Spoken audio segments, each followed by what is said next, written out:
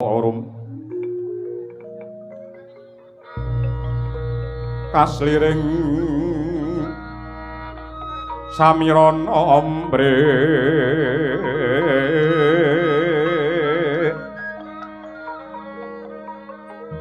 kemah ripah lo cinawi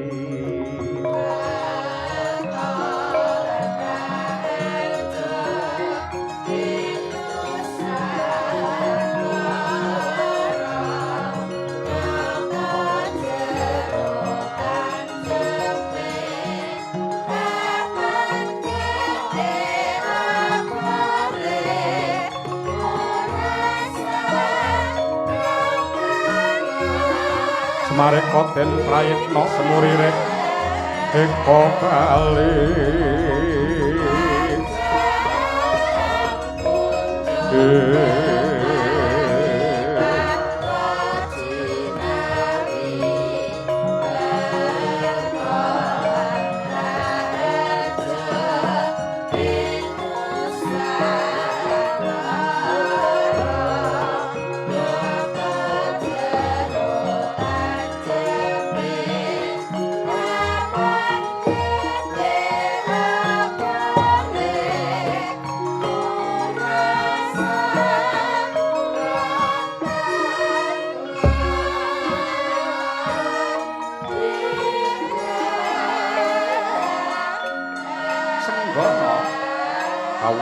wonten timbalan ngadhawuh Kyai Badranaya.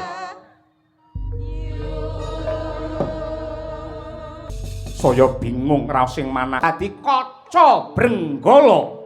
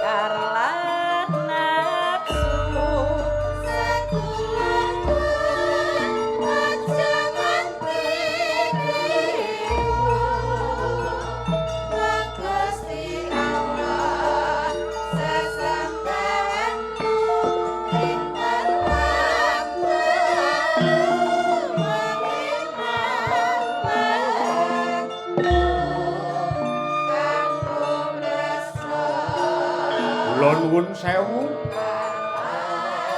wonten piyayi ingkang kepareng minggah wonten ing Gunung Tidar mriki.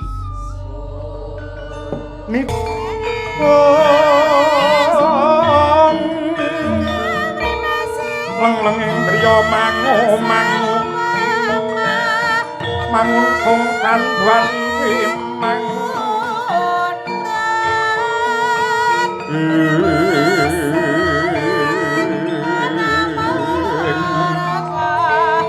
lelena tanpa kamin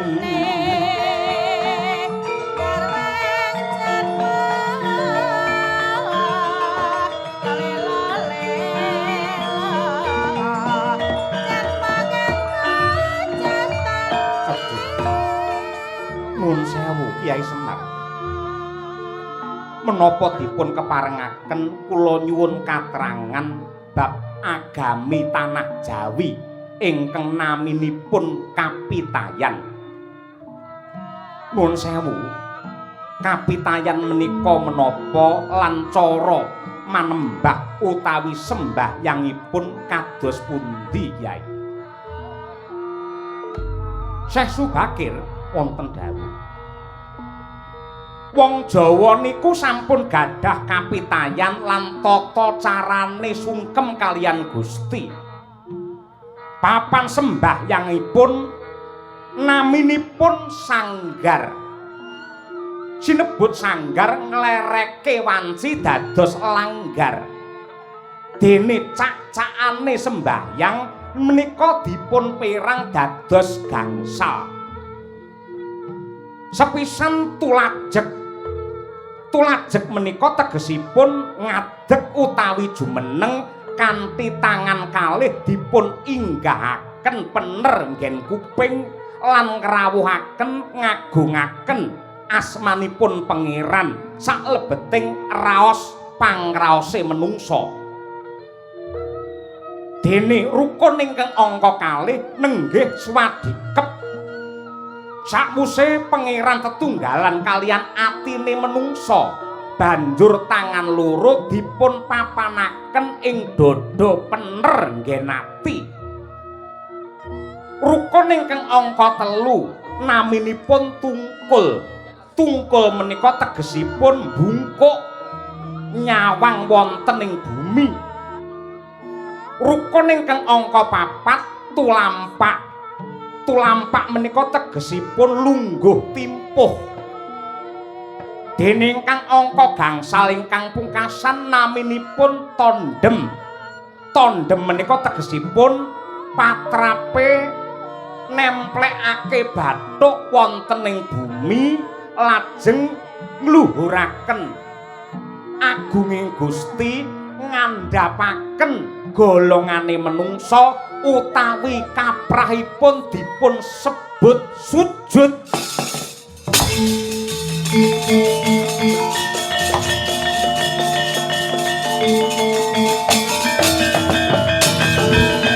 Wes mestine pantese padha